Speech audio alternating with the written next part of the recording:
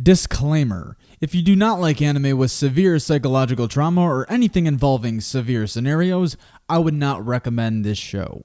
What's up guys, it's Kent from Spartan Media Reviews, here to review the anime Btooom. Does this anime deserve a watch? Let's find out.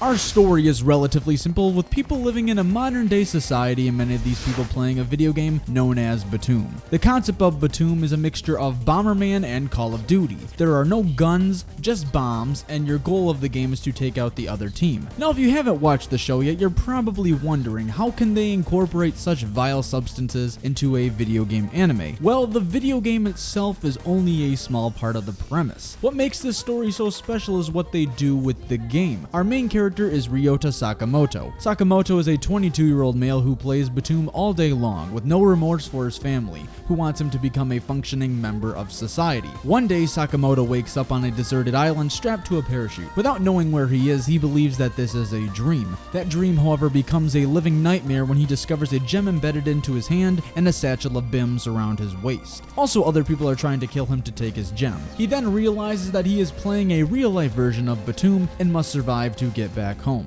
There are both positives and negatives to Btoom's story, the positives being that they show the psychological trauma that these people go through while attempting to live in a somewhat realistic manner, having our characters struggle with multiple problems including starvation, large reptiles, shelter, and other players. They were also able to incorporate a natural selection type of approach to the story, which works very well. However, one major problem with the show is that it isn't complete. With no season 2 confirmed, the story is definitely unfinished and stops at a major cliffhanger that needs to be answered in some way. Despite its many problems, Btoom's story is highly enjoyable and will keep you on edge for its 12-episode span.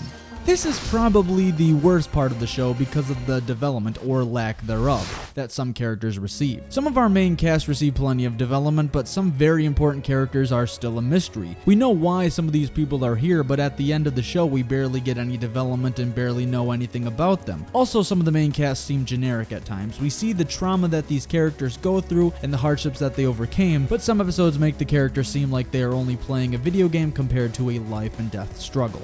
The animation of Btooom was done by Studio Madhouse, whose works are usually done beautifully. The show also looks great with its art style that it goes with. It looked very similar to Death Note in terms of the way it was stylized, which helped add to the overall feel of the show. The world of Btooom also looked great, showing how grand in scale the island is. Character designs also looked good, but can be still considered somewhat cliche. Battle sequences look great when present, and overall actions done within the show look nice as well. It's not the best work Madhouse has done, but it is still visually appealing. The soundtrack for Btooom was done nicely, but nothing really stood out besides the very catchy opening. The dub of the show was done by Sentai Filmworks, so you should know what you're getting into. When I started watching this in dub, I thought I was listening to an abridged series until I heard Brittany Karbowski talk in the second episode. The cast for this show has lots of new talent that I have never heard of, with Tyler Galindo, if I'm pronouncing that correctly, being the voice actor of our main character Ryota, which is his only major role besides a few other castings. The voice acting does improve as the show goes on, but it could have been done so much better. There were plenty of times where emotion was not present, but some characters definitely sounded better compared to others. Overall, I would probably recommend watching this in its original form, unless you are a huge fan of watching dubbed anime. Now, with everything that I've said, does this show deserve your time? I would say yes, but similar to No Game No Life, do not go into the series with overblown expectations.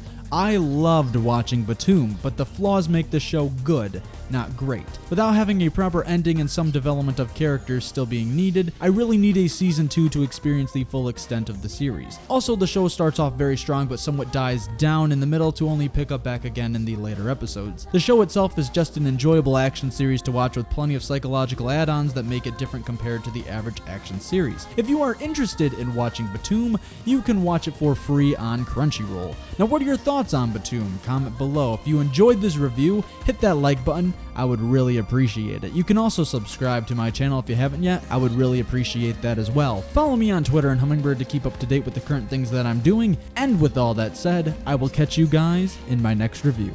Thank you for watching.